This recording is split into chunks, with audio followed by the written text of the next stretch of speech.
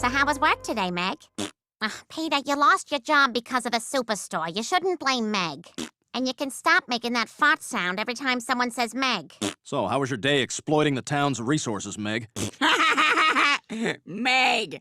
Meg! Meg, Meg, Meg, Meg, Meg, Meg, Meg!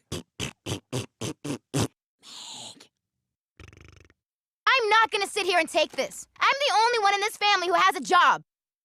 Yeah, like she'd get paid for that. What did he just say to you? Nothing. There was... Well, it's like if you were... Forget it. It's nothing, Meg.